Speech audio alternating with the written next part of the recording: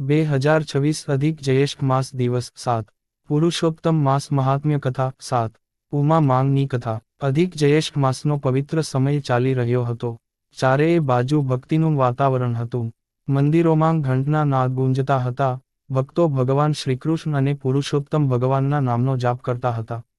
ગામના લોકો વહેલી સવારે નદીમાં સ્નાન કરી દાન પુણ્ય કરતા હતા. એવું માનવામાં આવે છે કે પુરુષોત્તમ માસમાં કરેલું દરેક સારા કાર્ય અનેક ગણું ફળ આપે છે. ગુજરાતના એક નાના ગામમાં ગંગારામ નામનો બ્રાહ્મણ રહેતો હતો. તે ખૂબ જ ગરીબ હતો. ઘાસફૂસની ઝૂંપડીમાં પત્ની સાથે જીવન પસાર કરતો.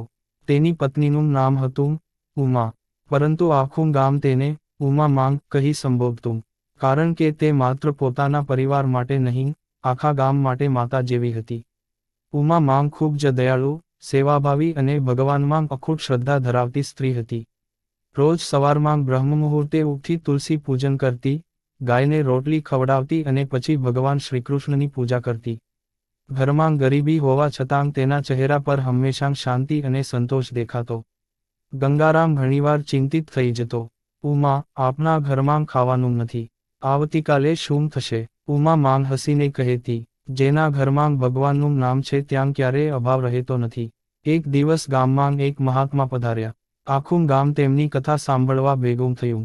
મહાત્માએ પુરુષોત્તમ માસનું મહિમા વર્ણન કરતાં કહ્યું, આ માસ ભગવાન શ્રીહરિને અતિ પ્રિય છે. જે વ્યક્તિ આ માસમાં સ્નાન, જપ, તપ, દાન અને કથા કરે છે, તેના જીવનના બધા પાપો નાશ પામે છે. આ વાત ઉમા માંગના હૃદયમાં ઉતરી ગઈ. તેણે સંકલ્પ લીધો કે આખો અધિક માસ સંપૂર્ણ નિયમ અને ભક્તિથી પસાર કરશે. બીજા દિવસથી ઉમા માંગ રોજ નદી પર સ્નાન કરવા જતી. ઠંડા પાણીમાં પણ ભગવાનનું નામ લેતી.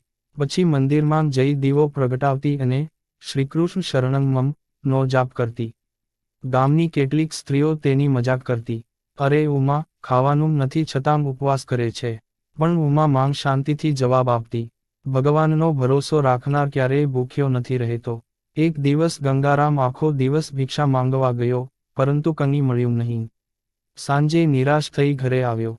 આજે તો ઘરમાં અનાજનો એક દાણો પણ નથી.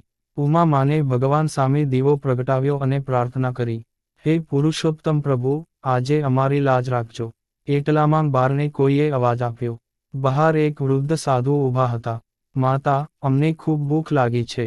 થોડું ભોજન મળશે? ઘરમાં માત્ર થોડો લોટ બચ્યો હતો. છતાં ઉમા માને પ્રેમથી રોટલી બનાવી સાધુને પીરસી. સાધુએ આનંદથી ભોજન લીધું અને આશીર્વાદ આપ્યો. માતા, તારા ઘરમાં ક્યારેય અન્નની કમી નહીં રહે. સાધુ જતા રહ્યા. ઉમા માંગ રસોડામાં ગઈ તો આશ્ચર્યચકિત થઈ ગઈ. ખાલી ડબ્બા અનાજથી ભરાઈ ગયા હતા. ઘરમાં ઘી, દાળ અને ચોખા પણ હતા. ગંગારામ બોલ્યો, આ ચમત્કાર છે. ઉમા માની આંખોમાં આંસુ આવી ગયા. આ બધું ભગવાનની કૃપા છે. તે દિવસથી તેમના જીવનમાં ધીમે ધીમે સુખ આવવા લાગ્યું. પરંતુ ભગવાન ભક્તની પરીક્ષા લેવાનું છોડતા નથી. એક વર્ષે ગામમાં ભયંકર દુષ્કાળ પડ્યો. વરસાદ આવ્યો નહીં. નદીઓ સુકાઈ ગઈ. પશુઓ તરસવા લાગ્યા. લોકો ભૂખ્યા રહેવા લાગ્યા. ગામના વડીલોએ કહ્યું, કોઈ પવિત્ર આત્મા ભગવાનને પ્રાર્થના કરે તો વરસાદ આવશે. બધાએ એકસાથે ઉમા માંગનું નામ લીધું. ઉમા માંગ મંદિરમાં ગઈ. ભગવાન સમક્ષ દીવો પ્રગટાવ્યો અને રડતાં રડતાં પ્રાર્થના કરી, હે પ્રભુ, આ નિર્દોષ લોકો પર દયા કરો. અચાનક આકાશમાં વાદળો છવાઈ ગયા. ગર્જના સાથે વરસાદ વરસવા લાગ્યો. આખું ગામ ખુશ થઈ ગયું. લોકો બોલવા લાગ્યા. ઉમા માંગની ભક્તિથી ભગવાન પ્રસન્ન થયા. ગામના ધનિક શેઠને આ વાત ગમી નહીં. તે ઈર્ષ્યા કરવા લાગ્યો. આ ગરીબ સ્ત્રીને લોકો એટલું માન કેમ આપે? શેઠે ગંગારામને કામ મળતું બંધ કરાવી દીધું. ફરી ગરીબી આવી ગઈ. પરંતુ ઉમા માને વિશ્વાસ છોડ્યો નહીં. એક રાત્રે તેને સ્વપ્ન આવ્યું.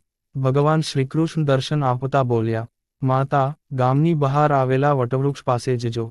સવારે ઉમા માંગ ત્યાં પહોંચી. વૃક્ષ નીચે પિત્તળનું ઘડું હતું. અંદર સોનાના સિક્કા હતા. પણ ઉમા માને એ ધન પોતાના માટે વાપર્યું નહીં. તેણે ગરીબોને અનાજ આપ્યું, ગાયોને ચારો આપ્યો અને મંદિરમાં ભોજન કરાવ્યું. આ જોઈ ગામના લોકો વધુ પ્રભાવિત થયા. એક દિવસ એક ગરીબ વિધવા પોતાના બીમાર બાળકને લઈને આવી. માતા, મારા બાળકને બચાવો. ઉમા માને ભગવાનનું નામ લઈને તુલસીજળ પીવડાવ્યું. થોડા સમયમાં બાળક સ્વસ્થ થઈ ગયો. વિધવા રડી પડી, માતા, તમે દેવી છો. ઉમા માંગ હસીને બોલી, ના બહેન, બધું પુરુષોત્તમ ભગવાનની કૃપા છે. સમય પસાર થતો ગયો. ઉમા માનની ભક્તિની ખ્યાતિ દૂર દૂર સુધી ફેલાઈ ગઈ. એક દિવસ ગામમાં ચોરો આવ્યા. તેઓ મંદિરમાંથી દાન ચોરી ગયા. ગામના લોકો ખૂબ દુઃખી થયા. ઉમા માને કહ્યું, ભગવાન બધું જુએ છે. બીજા દિવસે ચોરો પોતે જ ગામમાં આવી રડવા લાગ્યા. માતા, અમને માફ કરો. ચોરી કર્યા પછી અમારા ઘરમાં અશાંતિ થઈ ગઈ. ઉમા માને તેમને માફી અપાવી અને ચોરાયેલું દાન મંદિરમાં પરત મુકાવ્યું. ચોરો પણ ભક્ત બની ગયા. પુરુષોત્તમ માસનો છેલ્લો દિવસ આવ્યો. આખા ગામમાં ભવ્ય ઉજવણી થઈ. ભજન, કીર્તન અને પ્રસાદનું આયોજન થયું. ઉમા માને ભગવાન સમક્ષ હાથ જોડ્યા. હે પ્રભુ, મારા ગામ પર હંમેશા કૃપા રાખજો. અચાનક મંદિરની મૂર્તિમાંથી દિવ્ય પ્રકાશ નીકળ્યો. ભગવાનનો અવાજ આવ્યો, ઉમા, તારી ભક્તિથી અમે પ્રસન્ન છીએ. આ ગામમાં ક્યારેય અન્ન અને સુખની કમી નહીં રહે. બધા ભક્તો, જય પુરુષોત્તમ ભગવાન ના જયઘોષ કરવા લાગ્યા. થોડા વર્ષો પછી ઉમા માંગ વૃદ્ધ થઈ ગઈ. પરંતુ તેની ભક્તિ યથાવત રહી. એક દિવસ વહેલી સવારે તે ભગવાનનું નામ લેતી બેઠી હતી. અચાનક આખું ઘર દિવ્ય પ્રકાશથી ઝગમગી ઉઠ્યું. ઉમા માંગ બોલી, ભગવાનનું નામ જ જીવનનો આધાર છે. અને ભગવાનના નામનો જાપ કરતા કરતા તે શાંતિથી પરમધામ પામી. ગામના લોકો આજે પણ ઉમા માનને યાદ કરે છે.